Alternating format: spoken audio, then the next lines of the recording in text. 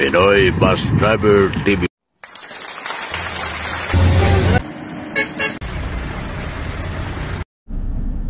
morning mga kapugset.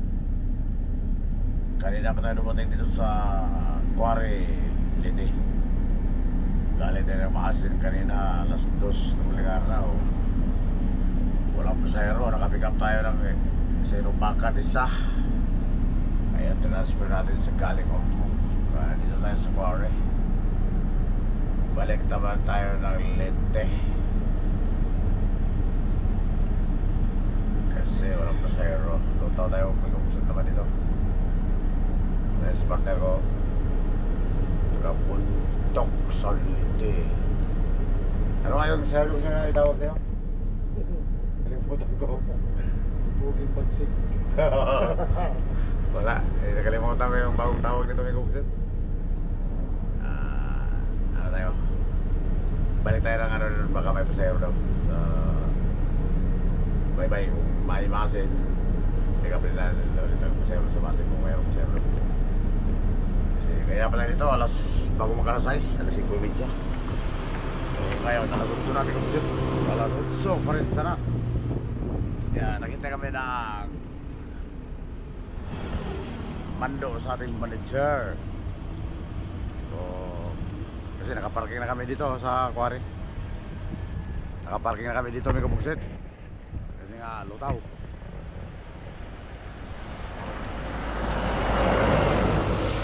Gatay. Ayan. Sini ko sa L3. Hi guys daw kung sino tayo. Guys daw. Yan ang simbahan ng Quarry. Kaya shout out sa mga taga-Quarry, sa lahat ng mga taga-Litin nyo may kabugsit. Dito tayo sa lugar natin kung sitating. Yan ang bahay ni Canelio doon, no? Hindi malayo tayo sa parkingan dito.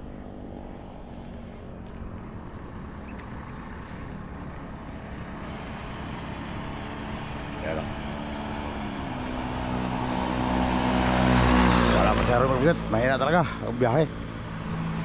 Kaya hindi lang tayo ang walang pasahero, pati yung may ibang mga bus wala rin. Kaya hindi tayo pwedeng umalis na walang pasahero. Wala tayong pang-cordo, may kapugsit.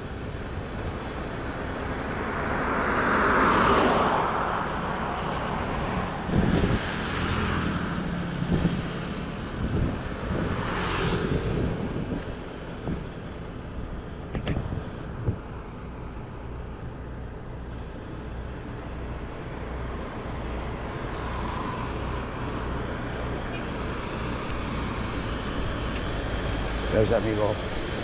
Hataw, amigo, hataw, hataw. Hataw, amigo. Guys, amigo. Huwag sila peg. Sige lang, amigo, busit. Ayan, maganda magka-parking dito, oh.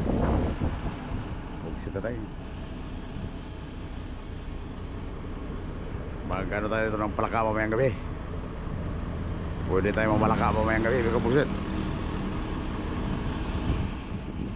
Araw ng Lunes, April 22. Dito pa tayo may kabugsit.